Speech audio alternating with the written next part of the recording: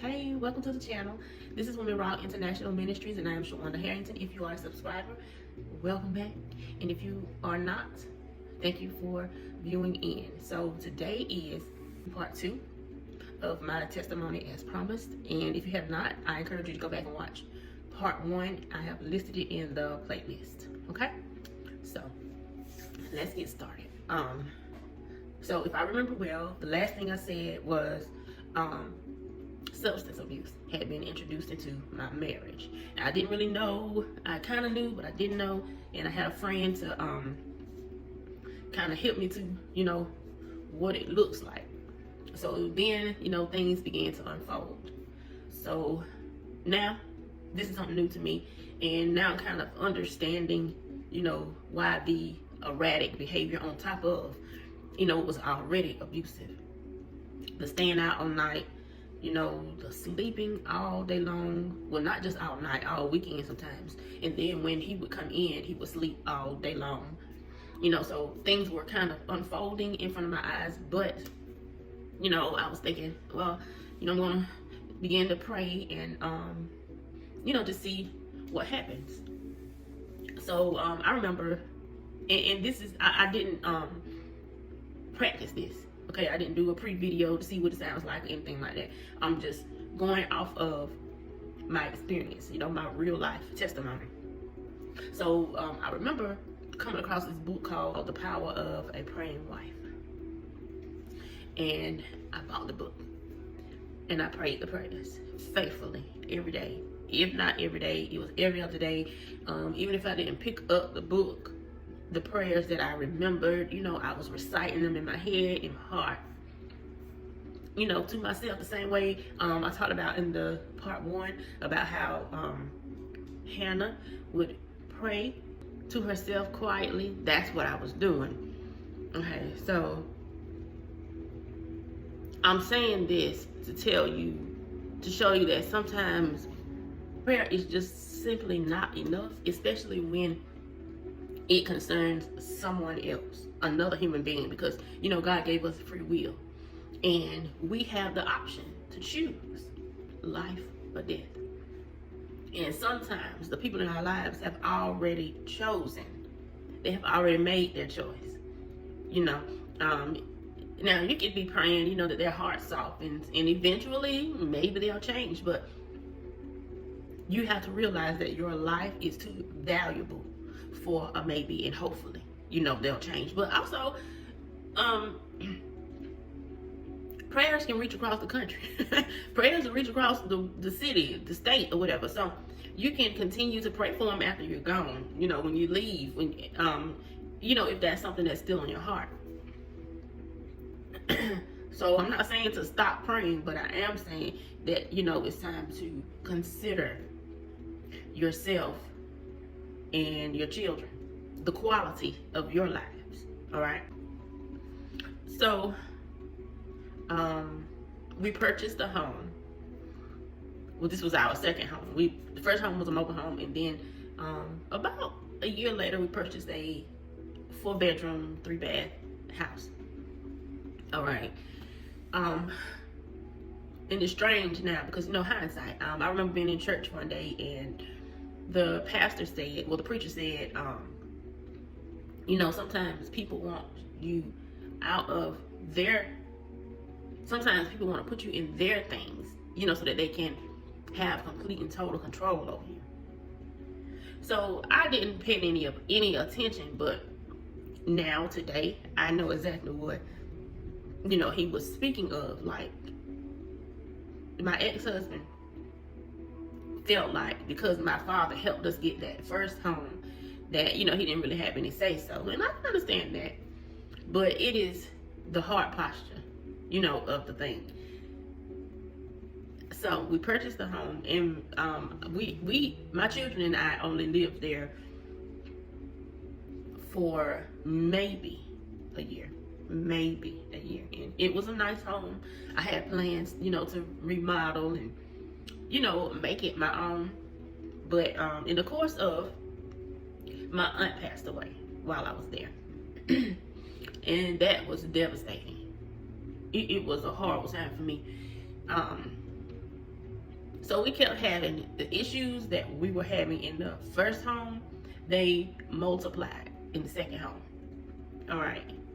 I remember one night, because many things happen, at night. Because, that's when they hang out. That's when they leave home, And I had a job. See, most of the time, a lot of times, women and children, women that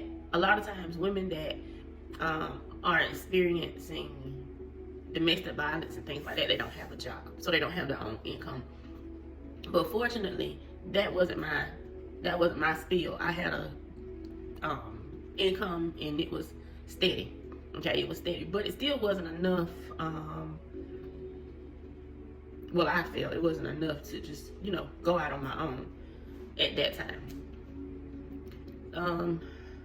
Because I had 3 children at that time. By this time, see, I skipped over that. By this time, I had another child. So when I left, I had 3 girls, and they were all like 4 and 5 years apart. So my baby was 2-3 years old. All right. And I have 2 stories to tell. Let me backtrack. And his actions, the way he would treat us, the way he would argue all the time, just constantly cause an uproar in the home. It had started affecting the baby girl, and we could see it. Even he noticed it. So one day, she was sitting in the middle of the hallway, and a commercial came on the TV, and it was just a regular commercial, but it had like slow music playing, and she just started trembling, like uncontrollably, just trembling and shaking and crying. I was just like, oh my God, what is wrong? So we calmed her down from that, and it continued to happen. That kept happening. Well, I didn't know that I needed to go, get help and and all that stuff. I just thought that this man is tearing my house up. That was my thought. I knew instantly that it was him, that it was his actions. So in the back of my head, I started planning. And I think this is the important part right here. I mean, you need to know, my testimony. You need to know the things that I went through, because I'm sure if a lady visits this page, you're going to hear something similar, that's happening in your life as well. So that's why I like to give these examples. But I want you to know the whole time I'm planning. I'm planning in my head that it's time to go, because it's affecting my children. I can actually see, how it's affecting my baby girl. So that kept happening. She kept responding that way. Now, my prayers, that I was praying for him and for him to change and for things to get better with him, I switched those prayers to my children. When I was already praying for my children, but it kind of magnified, because I was no longer even considering praying, for that situation, for it to get better and all this stuff. But I still had hopes, because we had bought a new house, we both had new cars and things of that nature. So back to the second story. I had started working so much, and now I know, of course, it was to stay away. I had started working so much, and see, my grandparents were very active in my life. My grandparents and aunts and uncles and all that were very active in my life. So they would always keep my children, always. So if I was working, and even if I left them with the ex-husband, he would find some type of way, to get the children to my grandparents. So they always had them. So I was always working to stay away. And after I left, y'all are gonna think this is crazy. But it kind of speaks to, the size that the house was. It wasn't a mini mansion or anything like that, but it was big enough for him to bring his cousin in and live, and I not even know it. He had this man living in my home, and I did not even know it. So I worked in the evening time, and it was 10:30, 11 o'clock at night before I got off. So if I wasn't there, then the cousin was. And when I did get there, this is how we did it. When I did get there, and when he was at home, he gave me time to come in, take my shower, get settled in, and then he was sneaking back in. Wild. And I didn't even know, but my children knew. They knew because eventually after we left, they wound up telling me that, hey, such and such was living there. So one night they wound up getting into an argument. I don't know what the argument was about because they were not there when they got into the argument, but so happened that day I was home. So they pull up in the same car with a Caucasian lady, but she was not speaking English. So I really don't know what her nationality was, but they were arguing about, I don't even know what, but this woman was in the car with them. So he runs in the house, slings open the kitchen cabinet, and pull out a knife. Listen, all this stuff is going on in my house. And they were both, under the influence. So, I don't know who the woman was, but, I took her wherever she needed to go. I did get rid of her. It was like, she don't need to be here. And, I threatened both of them and told them, they needed to leave. So they left. And I think he might have came back later, like a day or two later. So, those are the type of things that were going on in my home. I told you God gives us free will, and we have to choose life or death. And clearly, he was choosing death. He was living a life he wanted to live. So remember I told you, while all of this stuff is going on in the back of my head, I'm planning, like, I got to get away from here. I got to get out of this. My children told me, reminded me the other day, after I did the first testimony, after I did part 1 of the testimony, that he had thrown an iron at my head. And see, some of this stuff you will suppress because you're just like, I don't even want to deal with it. And when he threw, after she told me that, I remembered. And this was along the time when I had decided, I'm about to start gathering my things and getting away from here. I gotta go because it's affecting my children. It's affecting me. So I didn't really remember it until she brought it back up again that something happened. He probably just wanted to get away. And he unplugged the iron and he threw it at me. The iron that you used to iron your clothes, get the wrinkles out. He unplugged it and he threw an iron at my head. Yes. So I'm planning. I'm just like, I got to get out of here. I don't know how this is going to happen, but I'm going to do it. All right.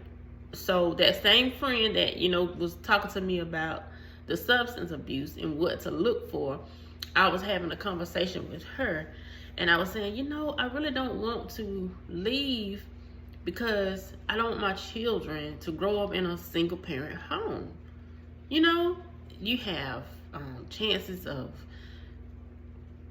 teenage pregnancy, because remember, that's what I experienced. So I was just thinking along the lines of we need to stay together. We need to kind of keep this thing together.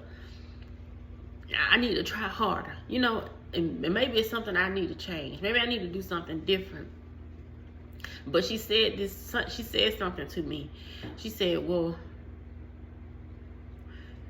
something along the lines of, well, I believe that it would be better for them to be in a single parent home and happy than to be in a 2-parent home and living afraid every day. So when she said that, that just kind of fueled me again. So now I ran into another a man and a wife that were older. I don't even know how I met these people. Maybe it'll come back later on, but I don't even know how I met these people. I wound up going to their home, sitting on their sofa, and the wife came up and she was talking to me, and she said,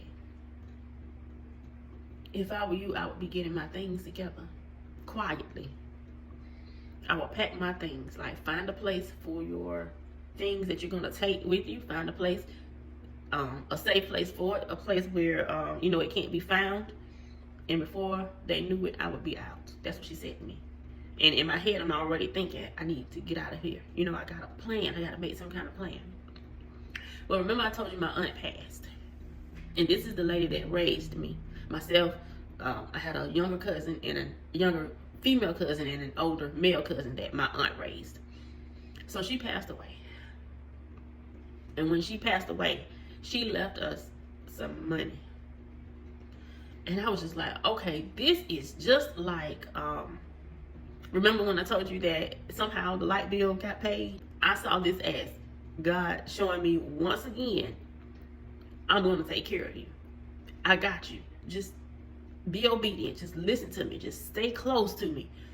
And I'm going to make a way of escape for you. Thank you, Lord. Thank you, Holy Spirit. A way of escape. See, God will make a way of where there seems to be no way. Isaiah 43:19, that I will make a way in the wilderness and rivers in the desert. So he will make a way. Even though I didn't know scripture to call out, you know, like I just did, he was still making a way for me. He prepared a way for me. He prepared a way of escape for me. And he'll do the same thing for you. If there's a woman watching this and you're experiencing domestic violence and it's getting violent and you know that it's no longer safe for you to be in that place, God will make a way of escape for you. Same way he did for me. So, like I said, I began to plan. I was planning. I'm going to do this. I'm going to do that. I don't know how I'm going to move. I don't know how I'm going to make this happen. Because, yes, I was working, but it just wasn't enough to say, you know, I'm moving. I'm going to go. So my aunt passed away and she left some money, and this was my get out of jail card. This was my way of escape. So once again, like I talked about in part 1 of my testimony, you know, God was providing. He was giving me a way out. So I was buying my things already, put them in my trunk. And I know the trunk may not seem like it's a safe place, but because he was so caught up in the street life and caught up in the things that he wanted to do, his mind wasn't even on, you know, check her trunk to see, you know, what's going on or if there's anything going on. But I do remember one time he told me that he was going to go to rehab. And listen, I didn't know how to drive, especially not in the traffic, in that city traffic. But I was going to learn that day. Because I was thinking, okay, if he goes to rehab, he'll be gone a couple days. And while he's gone, guess what I'm going to do? I'm going to move out. Well, somehow, he knew this. He said, I just feel like if I go to rehab, while I'm up there, you're going to leave me. God, dog. So I was like, well, Lord, that was my plan. So it didn't happen that time. All right. So I finally got everything that I felt like I needed. You know, I remember buying a toaster. You know, like I had envisioned that when I get to wherever I'm going to, my children and I, we're going to finally be at peace. And I'm going to have everything I need. I'm not going to be trying to figure out how and this and that. I'm just going to make where I'm going next a safe haven, a place of security, a place of peace for us. So that's what I was doing. I knew we liked to eat and cook, you know, make things, spend time together and all that stuff. So I was buying the things that, you know, I felt would make us comfortable because of what we were coming out of. So I left. But I didn't have an apartment to go to or anything like that. I moved in with my mama. Moved back into my childhood home. Because I moved back with her when I turned 12 or 13, something like that. So I had a room there. So me and my children and I moved in with her. When he found out I was gone, he called back. He called. You know, did you leave? You moved out? What's going on? You know, I'm sorry. You know, all this stuff. When you come back? I went back. I went back again.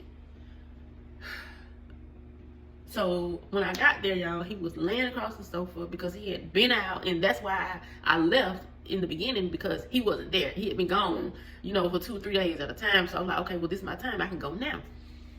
And I was thinking I would just stay at my mom's house until, I found somewhere for my children and I to go.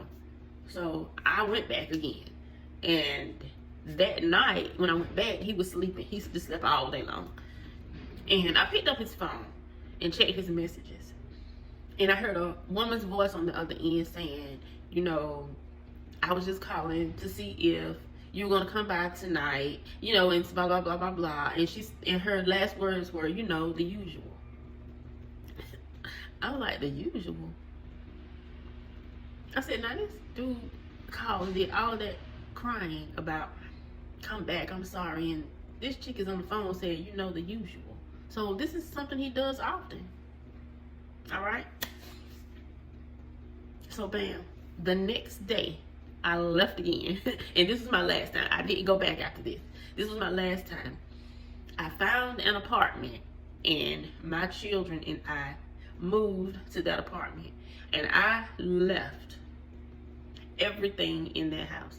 I left the house and everything in it. We had big screen TVs, we had computers, we had furniture. There was a beautiful fireplace in there. I had just bought a brand new sectional sofa.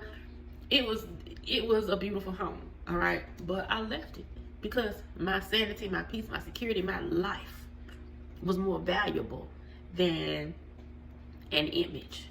You understand? That's one thing I've never cared about what somebody else thinks, how another person feels about what I have going on. My dilemmas were, how is it going to affect the children? That was my main thing. But once I got it in my head, man, we don't have to deal with this. We don't have to live like this. Then, I began, like I said, to plan and all that stuff. So I left and I wound up getting an apartment. Of course, he was calling. I still had a job. Things were a little rocky because now we got to live in this 2-bedroom house with my mom. And we didn't really have a wonderful relationship, but she didn't bother me. She didn't say anything out of the way. Things were just like, things were okay. So I finally got an apartment and I was able to buy everything for my apartment cash. I got a new living room suite, a TV. I had already been purchasing things. So our everyday living, like towels, washcloths, all that stuff was already purchased. I already had that stuff. I was keeping an eye on JCPenney because I used to work for JCPenney. Like when we first got married, that was one of my first jobs, and I worked there for a while, a couple of years. So I was buying towels and washcloths, things of that nature. So we had everything. I just needed somewhere to go. And the lady called and said that my apartment was ready and we moved. Okay, I got all my things and we got out of there. So God will make a way of escape. And I skipped over so many things because it was bad. So once I got out of there and we were settled in our apartment, my children and I remember a friend that I went to school with. I had seen her like at the doctor's office a couple years ago, and it was her and her children. She had like 4 or 5 kids. And the news hit that a young black female had been killed, put in her trunk, and just rode around the city. And it was her. So her husband, out of substance abuse and domestic violence, had murdered her, put her in their trunk. And when the police found him, they said that they walked up to him and he was, acting like he was cleaning out his car. And they asked him, could they search the car? And when they searched it, they found her in the trunk. And I just cried. I remember standing in the kitchen and I just cried. I just cried for her because I knew what she was going through. And on top of that, I was like, Lord, that could have been me. But because of your grace and your mercy, you made a way of escape for me. You got me out of that. I didn't have that. That wasn't my story. That wasn't my story.